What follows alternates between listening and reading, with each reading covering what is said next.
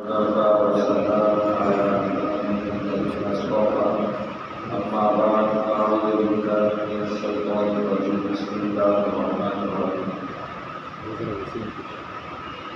وما جعلنا القبلة التي كنت عليها إلا لنعلم من يتبع الرسول ممن ينقلب على عقبيه وإن كانت لكبيرة إلا على الذين. صدق الله العظيم. أما بعد. اللہ رب العزت نے تحویل قبلہ کا حکم فرمایا. حق تعالی کی چاہت تھی کہ زمین پر ایک مکان ہو، وہ مکان پیدا ہو اور اس مکان کی عظمت بلند و بالا ہو. ایسی عظمت کہ کفر و شرک کے زمانے میں بھی لوگ اس گھر کی طرف عزت برکت کے رسول کے لیے روک رہے. چنانچہ یمن کے علاقے میں ایک کنیسہ بنایا گیا اس ارادے کے ساتھ کہ اس کنیسے کو اتنی عزت مل جائے جتنی کی اللہ نے بیت اللہ کو دی. مسلمانوں میں مسلمان تو نہیں تھے، عرب لوگوں میں کچھ وہاں کی خبریں پہنچی تو کسی نے وہاں جا کر پڑاؤ ڈالا، آگ لگا دی. معمولی سی آگ تھی، اس سے وہ کنیسہ جل گیا. اس کے جلنے کے بعد ابرہہ اپنا لشکر لے کر بیت اللہ کو اٹھانے کے ارادے سے آیا. نبی کریم صلی اللہ علیہ وسلم کی بعثت سے پہلے بھی اللہ سبحانہ و تعالیٰ نے اپنے اس گھر کی حفاظت فرمائی. جناب عبدالمطلب نے جا کر ابراہ سے بات کی کہ میرے 200 اونٹ واپس کرو. اس نے کہا آپ کی عزت اور جاہ کو دیکھ کر میں اپنے تخت سے نیچے اترا، آپ کے ساتھ تخت سے نیچے بیٹھا اور اس ارادے کے ساتھ کہ آپ قوم کے سردار ہیں، کوئی بڑی بات کریں گے، اپنے بیت اللہ کو بچانے کی بات کریں گے. آپ کہتے ہیں کہ میرے اونٹ واپس کر دو، آپ سے اس طرح کی توقع نہیں تھی. میں کہا کہ سیدھی سادی بات یہ ہے کہ گھر جس کا ہے وہ جانے، اس کا کام جانے. اونٹ میرے اونٹ واپس کرو. میں اپنے اونٹوں کا ذمہ دار ہوں، اپنے بیت اللہ کا ذمہ دار نہیں. یہ بات اللہ میاں کی سلطنت ہے، اللہ میاں جانے اور وہ ان کا گھر جانے.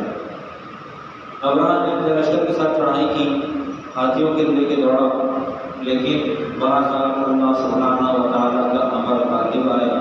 اور ہم آج قرآن پاک میں پڑھتے ہیں الم تر کیف فعل ربک باصحاب الفیل الم یجعل کیدہم فی تضلیل. کیا اللہ نے ان کی تدبیر کو گمراہ نہ کر دیا، ذلیل نہ کر دیا؟ کس نے کیا؟ اللہ نے کیا. کیسے کیا؟ اتنا معمولی سا پرندہ اس کو آج ہم دیکھنا بھی چاہیں تو بغور ہمیں دیکھنے سے نظر بھی نہیں آتا، اور ممکن ہے کہ بعضوں کو شناخت بھی نہ ہو کہ ابابیل. اور اللہ سبحانہ و تعالیٰ نے اس کے اس کار خیر کو اپنے قرآن میں ذکر فرمایا، اپنے قرآن میں ذکر فرمایا. تو یہ جو کام ہوا، یہ کام صرف اور صرف بیت اللہ کی حفاظت کا کام تھا. اور بیت اللہ یہ وہ ماوا، یہ وہ ملجا، یہ وہ ٹھکانہ، یہ وہ رخ پھیرنے کی جگہ ہے جس کی طرف پورا عالم متوجہ ہے. اور ہر وہ شخص جس نے لا الہ الا اللہ پڑھا ہے اور وہ لا الہ الا اللہ پڑھنے کے ساتھ کسی بھی طرح کے مسلک یا مذہب سے جڑا ہوا ہے، اس کا رخ بہرحال بالاتفاق مکہ مکرمہ کا بیت اللہ ہے. اللہ تعالیٰ کہتے ہیں وَمَا جَعَلْنَا الْقِبْلَةَ الَّتِي كُنْتَ عَلَيْهَا إِلَّا لِنَعْلَمَ مَن يَتَّبِعُ الرَّسُولَ مِمَّن يَنقَلِبُ عَلَىٰ عَقِبَيْهِ. ہم یہ جاننا چاہتے ہیں کہ کون لوگ اپنی ایڑیوں کے بل بیٹھ جاتے ہیں اور کون رسول کی اتباع کرتے ہیں. ہم یہ جاننا چاہتے ہیں. گویا کہ جب اللہ کے نبی صلی اللہ علیہ وسلم مکہ مکرمہ میں تھے تو بیت اللہ کی طرف رخ تھا، ٹھیک تھا، چار بھی تھی اور بیت اللہ اپنا گھر بھی تھا. خود مقام تھا، اپنا مرکز تھا، خود یہی کی رہائش تھی، یہی کا مسکن تھا، مکی تھے۔ جب مدینے گئے تو حکم ہوا جی رخ بدل لے اور مسجد اقصیٰ کی طرف رخ کر لے، وہاں رخ کر لیا۔ اس کے کچھ وقت کے بعد پیارے پیغمبر صلی اللہ علیہ وسلم کو 16 یا 17 مہینے نماز بیت المقدس کی طرف رخ کر کے پڑھتے ہوئے ہو گئے تو اللہ سبحانہ و تعالیٰ نے ارشاد فرمایا قد نری تقلب وجهك في السماء فلنولینک قبلة ترضاها فول وجهك شطر المسجد الحرام۔ ہم آپ کے چہرے انور کو دیکھتے ہیں بار بار آسمان کی طرف اٹھتا ہے، اس ارادے کے ساتھ کہ بیت اللہ اپنا گھر چاہیے۔ ہمارے یہاں بہت سارے لوگ ایسے ہی کہتے ہیں کہ قبلہ اول کو فتح کرنے کی کوشش کریں، قبلہ اول وہ نہیں تھا۔ قبلہ اول شروع سے، پہلے دن سے جب آدم علیہ السلام زمین پر اترے تو اس وقت سے لے کر تا حال مکہ مکرمہ کا بیت اللہ ہی ہے۔ اس پر قرآن پاک شاہد ہے ان اول بیت وضع للناس الذی ببکۃ مبارکا وہدی للعالمین۔ پہلا گھر مکہ مکرمہ، پہلا گھر مکہ مکرمہ۔ اللہ سبحانہ و تعالیٰ نے جب ہمیں اس پتھر کی طرف رخ کرنے کے لیے حکم دیا تو کچھ ایسے لوگوں نے جو کہ بتوں کی پوجا کرتے ہیں انہوں نے یہ اعتراض اٹھایا ہے، یہ موجودہ زمانے کا اعتراض ہے کہ تم بھی بیت اللہ کی طرف یعنی پتھر کی طرف رخ کرتے ہو اور ہم بھی پتھر کی پوجا کرتے ہیں، تو فرق کیا ہے؟ بس فرق اتنا ہے کہ تمہارے بیت اللہ نے کالے کپڑے پہن رکھے ہیں اور اس کی سپاٹ دیوار ہے، اور ہمارے یہاں بت ہوتی ہیں، ان کی شکلیں بنی ہوئی ہوتی ہیں اور مختلف قسم کے معبود ہوتے ہیں۔ اس کا ہم نے جواب دیا کہ ہم صرف اور صرف اس کی طرف رخ کرتے ہیں، ہم رخ کرنے کے پابند ہیں، عبادت کرنے کے نہیں، عبادت کرنے کے نہیں، بلکہ اگر کسی مسلمان کا دل توڑا جائے وہ زیادہ بڑا گناہ ہے بیت اللہ کی ڈھال دینے سے۔ ہم مسلمانوں کے دل کی اتنی تقریم کرتے ہیں، اتنا اکرام کرتے ہیں، کسی مسلمان بھائی کا دل نہ ٹوٹ جائے، اس کی قیمت بیت اللہ سے زیادہ ہے۔ اب جب اتنی بات ہو گئی تو اس معاملے کو سمجھ لیا جائے کہ یہ جو کہا اللہ تعالیٰ نے امۃ وسطا لتکونوا شہداء علی الناس، تم معتدل امت ہو۔ معتدل کا مطلب کیا ہے؟ اعتدال والی، ایسا اعتدال کہ اللہ سبحانہ و تعالیٰ نے ہمارے اوپر کچھ فرائض مقرر فرمائے ہیں، جیسے نماز، روزہ، زکوٰۃ، حج، وعدے کی پاسداری، پردے کا حکم اور اسی طرح سے دیگر بہت سارے احکامات۔ ان تمام احکامات کو اللہ سبحانہ و تعالیٰ نے فرائض کے درجے میں رکھا۔ جو شرعی حدود ہیں اور خدا نخواستہ اللہ نہ کرے کہیں کوئی قتل ہو جائے، کہیں کوئی زنا ہو جائے، کہیں کوئی شراب پی لی جائے تو اس کے لیے شرعی حدود باقاعدہ مقرر کر دی ہیں، اور جب تک ان کے اوپر گواہی نہیں ہوگی اس وقت تک وہ جاری نہیں کی جائے گی۔ یہاں تک کہ پیارے پیغمبر صلی اللہ علیہ وسلم چونکہ رحمت للعالمین ہے، آپ نے ارشاد فرمایا ادرؤوا الحدود بالشبہات، شک کا فائدہ دیتے ہوئے حدود کو دور کر دو، شک کا فائدہ دے دینا۔ اگر آپ کورٹ کے معاملات کو پڑھتے ہو کہ شک کا فائدہ دیتے ہوئے بری کر دیا، یہ حدیث میں ہے، نبی علیہ السلام نے حکم دیا ادرؤوا الحدود بالشبہات، اگر حد جاری ہونے کا حکم آ جائے اور شبہ واقع ہو رہا ہو تو شبہ کی وجہ سے اس کا فائدہ ملزم کو دے دیا جائے۔ یہ عدالت کے نظام میں نبی علیہ السلام کا فرمان گرامی جاری ہوتا ہے۔ لیکن یہاں ایک لفظ استعمال ہوا شہیدہ۔ شہید کون ہے؟ بعض لوگ یہ کہتے ہیں کہ شہید کا مطلب ہے حاضر ناظر، کہ نبی علیہ السلام حاضر ناظر ہیں، ایسا ہرگز نہیں۔ ہم اس کے بارے میں ایک حدیث پیش کرتے ہیں، بخاری شریف کی روایت ہے، پیارے پیغمبر صلی اللہ علیہ وسلم نے ارشاد فرمایا، اس کا مفہوم کیوں کر کے ہے کہ قیامت کا دن ہوگا، اس دن عدالت لگی ہوئی ہوگی اور اللہ سبحانہ و تعالیٰ نوح علیہ السلام کو بلائیں گے، نوح تشریف لائیے، پھر حکم ہوگا اپنی قوم کو بلا لیجیے، عدالت لگی ہے، دونوں فریقین آمنے سامنے ہیں۔ نوح علیہ السلام نے سوال ہوگا هل بلغت قومک، کیا آپ نے اپنی قوم کو پڑھایا دکھایا، ہمارا پیغام پہنچایا؟ بلغت تبلیغ کی کو، جی کی۔ قوم والے اس وقت تعالیٰ کو سامنے دیکھیں گے اور دیکھنے کے باوجود کہیں گے نہیں، یہ ہمارے پاس نہیں ہے، یہ ہمارے پاس نہیں ہے۔ چونکہ دستور یہ ہے اور یہ دنیا سے چلا چلا جا رہا ہے کہ جہاں کہیں دعویٰ ہوگا تو دعویٰ کرنے والے کے ذمے ہے کہ وہ گواہ پیش کرے، اور جو جس پر دعویٰ کیا گیا ہے، جس کے خلاف دعویٰ کیا گیا ہے، اگر وہ انکار کرتا ہے تو اس کو چاہیے کہ وہ قسم کھائے۔ وہاں بھی یہی قانون ہوگا کہ جی گواہ پیش کرو، وہ کہیں گے جی ہمیں گواہ نہیں ہے، گواہ نہیں ہے۔ نبی علیہ السلام نوح علیہ السلام سے کہا جائے گا جی گواہ پیش کریے، وہ کہیں گے وہ امت محمد صلی اللہ علیہ وسلم، محمد خود اور محمد کے امتی۔ پھر سوال ہو جائے گا کہ جی یہ کیا، یہ تو موقع کے گواہ نہیں ہے، جب ہم موجود تھے دنیا میں، ہمارے اتنے لمبے لمبے قد تھے، ہماری اتنی بڑی سلطنت تھی، ہم لوگ سارے کے سارے آباد تھے، لیکن ہمارے درمیان میں امت محمد کا نام و نشان نہیں تھا، نام و نشان نہیں تھا۔ یہ تو گواہی دیتے ہو، نہیں دیتے، اچھا جی بلاؤ تو کون گواہی دے گا؟ تو ہم لوگ ہوں گے جو کہیں گے لقد ارسلنا نوحا الی قومہ، کہ اللہ آپ نے کہا تھا ہم نے نوح کو اپنی قوم کی طرف بھیجا، فقال یا قوم اعبدوا اللہ ما لکم من الہ غیرہ، آپ نے ہمیں اپنے قرآن میں بتایا، بہرحال آپ سچے ہیں، اور بہرحال آپ کے حبیب محمد نبی صلی اللہ علیہ وسلم سچے ہیں۔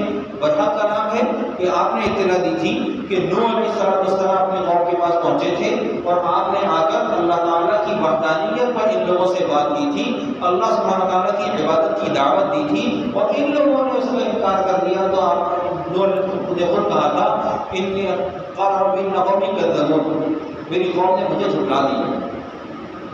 یہ عدالت وہاں لگے گی، ہم لوگ گواہ ہیں، ہم لوگ گواہ ہیں۔ قرآن پاک کہتا ہے وجئنا بک شہیدا علی ہؤلاء، ہم آپ کو گواہ بنا کر لے کر آئیں گے، ان کے اوپر گواہ بنا کر لے کر آئیں گے۔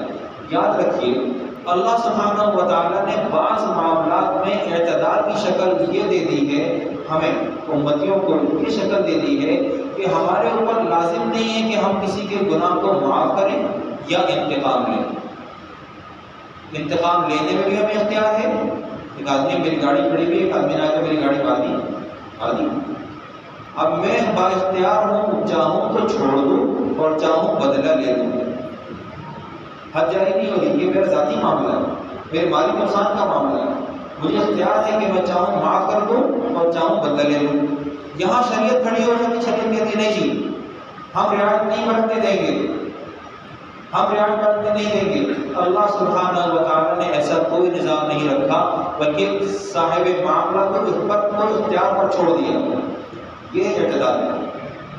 عفو و درگزر کا نظام اور انتقام لینے کا نظام یہ ہمارے اپنے اختیار میں، اور جو شرعی حدود ہیں وہ اپنی جگہ قابل مواخذہ ہیں، وہ اپنی جگہ پر قائم کی جائیں گی، اور ظاہر ہے کہ اللہ سبحانہ و تعالیٰ نے جب کہا ہے وَلَكُمْ فِي الْقِصَاصِ حَيَاةٌ يَا أُولِي الْأَلْبَابِ، قصاص میں تمہارے لیے عقل والو، تمہارے لیے زندگی ہے، تمہارے لیے زندگی ہے، تو اس زندگی کی تلاش ہم خود کرتے نہیں ہیں، ہمارا جھگڑا یہ ہے، ہم اس زندگی کی جستجو میں نہیں ہیں۔ ابراہیم علیہ السلام نے مکہ مکرمہ کی بیت اللہ کی تعمیر کی بنیاد رکھی، کھڑے ہوئے کیا کہا رب اجعل هذا البلد آمنا، اے اللہ اس شہر کو پرامن بنا دے، پہلے امن مانگا، پھر کہا وارزق اہلہ من الثمرات، پھر کہا ہے کہ رزق بھی چاہیے تو کیسا، ہر کون مکان سے اس کو رزق ملا۔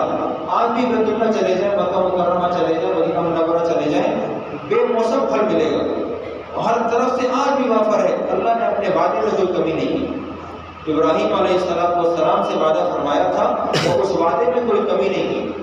وہ جو درمیان کا عرصہ ہے پیارے پیغمبر صلی اللہ علیہ وسلم کا اپنا زمانہ کہ وہاں قحط ہے، وہاں پریشانیاں ہیں، وہاں بہت ہی مالی قسم ورسی ہے، تو وہ کیوں ہے کہ نبی علیہ السلام کا فقط اختیاری تھا، اضطراری نہیں تھا۔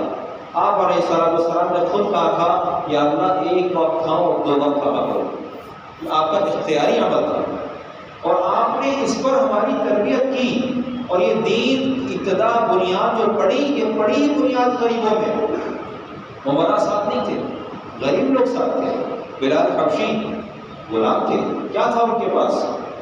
ایک غلامی کا توق، اور بکر رضی اللہ تعالیٰ نے خرید کر آزاد کیا، اور ایسے کئی صحابہ ہیں، کئی سارے صحابی ہیں جو کہ غلام تھے، اور غلامی کے باوجود وہ اپنے لا الہ الا اللہ کے ساتھ لگے ہوئے تھے۔ مطعم بن عدی رضی اللہ تعالیٰ عنہ عداس والا واقعہ تو بہت اہم ہے. عداس کو وہ تو اپنے آقا کے لیے باقاعدہ رو رہے ہیں کہ جی یہ تو دونوں نبی علیہ السلام کے خلاف لڑنے جا رہے ہیں عتبہ اور شیبہ، اور ایسا نہ ہو کہ ان لوگوں کو جو ہے غلط پہنچے کہ اس لیے کہ دل سے لڑنے جا رہے ہیں. وہ کے بہرحال نبی طے شدہ وقت کے نبی. تو ہم معتدل امت ہیں، اور اس اعتدال والی امت کو جب چھوٹ ملی، ڈھیل ملی، تو یہ ہوا کہ جس قبلے کی طرف ہم نے رخ کرنا تھا اس کی طرف رخ تو نہ کیا، لیکن احتراماً ہم نے یہ کیا، ہم نے کہنا شروع کر دیا کہ بیت اللہ کی طرف پاؤں نہ کرو. ٹھیک ہے، احترام ہے، ادب ہے، تو کیا یہ بے ادبی نہیں ہے کہ ہم اس کی طرف رخ نہیں کرتے نماز کے لیے؟ یہ بے ادبی نہیں ہے؟ ظاہر ہے کہ یہ بے ادبی ہی ہے. ہم تسلیم نہ کریں ایک الگ بات ہے، لیکن بہرحال سچ یہی ہے کہ بیت اللہ کی بے ادبی سب سے بڑی یہی ہے کہ اس کی طرف رخ کر کے نماز نہ پڑھی جائے. ہم تو نماز ہی چھوڑ دیتے ہیں، اور بیت اللہ کے اکرام میں اس کی طرف پیر نہیں کرتے.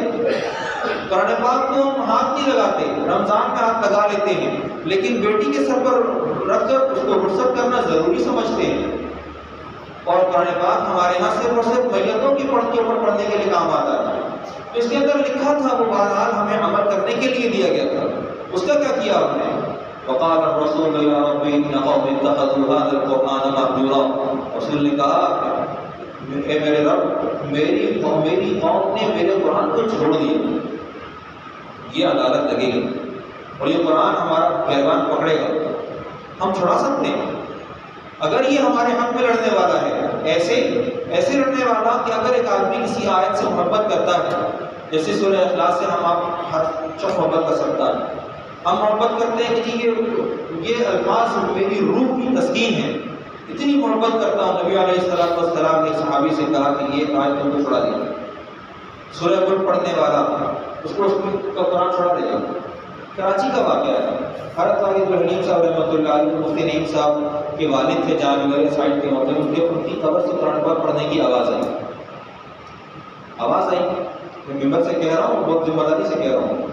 آواز آئی تو جس آدمی نے سنی تھی اس نے جا کر اپنے باس کو بتایا کہ صاحب برابر والے قبرستان سے فیکٹری کے اندر آواز آ رہی ہے، کہ برابر والے قبرستان سے رات کو تلاوت کی آواز آتی ہے. وہ آ گیا، صاحب مجھے جو ہے اس قبرستان میں جگہ چاہیے. کیا ہوا تھی؟ حضرت مولانا قاری عبدالحلیم صاحب رحمۃ اللہ علیہ یہ پارسی سے مسلمان ہوئے تھے، 4 سال کے تھے جب مسلمان ہوئے تھے، اور انہوں نے روزانہ کا 10 سپارے کا معمول رکھا ہوا تھا، اور 10 سپارے تلاوت جب انتقال ہوا حبیب بھائی چورنگی کے پاس تھے، نعیم صاحب کا ہاتھ یوں ہاتھ میں پکڑا ہوا تھا، گرفت ڈھیلی ہوتی گئی اور قرآن پاک کی آیات آہستہ آہستہ خاموش ہوتی چلی گئی. قرآن پاک رک گیا اور روح نکل گئی. یہ تھا عشق. ہمارا عشق کہاں ہے؟ ہمارا عشق کہاں ہے؟ ہم سوچیں. ہم نے اپنے بچوں کو قرآن سے دور کرنے میں محنت کی ہے، اللہ کی قسم ہے. ہمارے بچے قرآن پر نہیں ہیں، ہمارے گھروں میں قرآن نہیں ہے برکت کے لیے، برکت کے لیے مٹی سے اٹا ہوا ہے، پھپھوند لگا ہوا ہے، ہمارے گھروں میں ہے لیکن برکت کے لیے. ہم اس کے قاری نہیں ہیں، ہم اس کے پڑھنے والے نہیں ہیں، ہم اس کو اپنے دلوں میں جگہ دینے والے نہیں ہیں. ہم کیا کہتے ہیں اللہ تعالیٰ سے کہ آنا اللیل و آنا النہار، ہم اس کے پڑھنے والے. کیسے پڑھنے والے؟